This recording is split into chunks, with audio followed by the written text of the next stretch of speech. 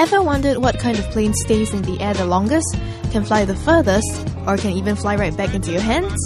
In the next few segments, we get the paper airplane guy to give us a demo of these cool paper airplanes.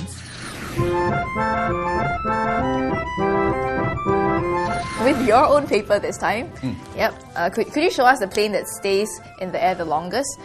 Here's a plane that is so good that when I invented it, I didn't think I'd ever invent a better glider than this. So I called it the plane.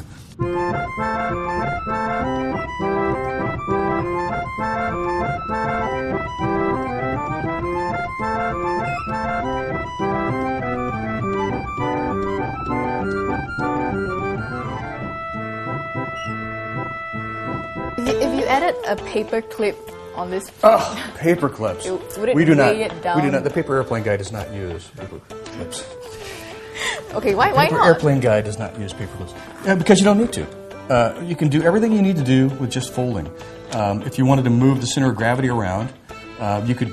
If you wanted to move the center of gravity back, let's say, or forward, you can just adjust the amount that you're folding in here.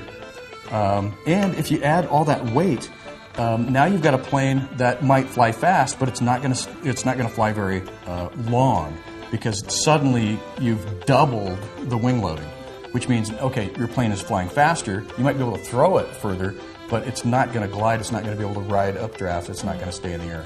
Most paper airplanes fly straight just before crash landing onto the ground.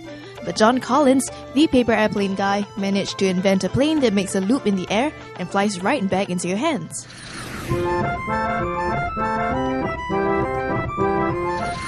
The Boomerang Plane can circle left or circle right or do a loop. And so that is, when most kids see that, they're amazed by that. They always assume that in order to do that, there's a rudder adjustment one way or the other, but that's not true, because it'll circle that direction or that direction. Oh, wow. And if you throw it straight, it'll do a loop. Up.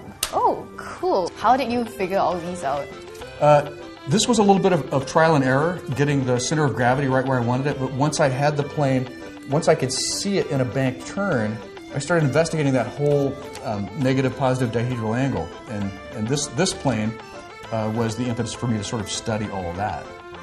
The effect you could have just by adjusting the angle at which the wings leave the body of the plane. So this was sort of an educational process for me as well.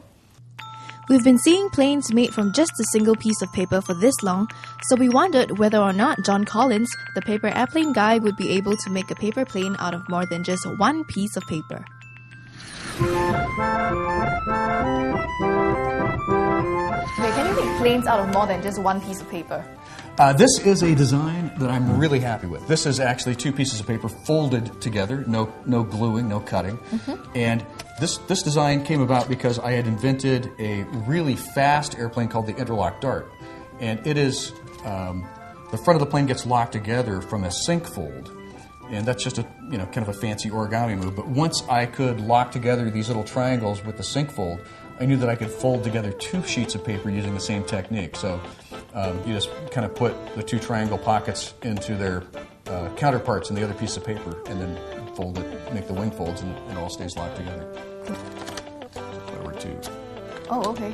So can they fly on their own like that? Or? No. Well, that's not the correct shape for that to fly. It's the wings. The wings actually need to be folded down so that this raw edge just touches the raw corner there. Okay. That was the original design for the dart. And how does this, what's it called, a dart? This is the interlock biplane. So I'm just going to slip this guy back together, remake the crease. So how does it fly? How does it? Actually, quite well. So, well, it just flies straight. It doesn't do any fancy tricks. No, it's just a good glider. Although outdoors, it's got a really interesting flight pattern. If you've ever flown a box kite, you kind of see how a box kite skates back and forth on the wind. That does the same thing because it's got that boxed-in sort of look to it. So it behaves the same way outdoors. But it's heavier because there's two sheets of paper to hold it. Actually, no. The wing loading is about the same as an interlock all by itself. So it's consistent with the speed that the regular interlock dart flies. In fact, it's a bit slower than the dart because there's more wing area there. So It's heavier because it's 2 sheets of paper, but it's actually 2 wings, so the wing loading stays consistent.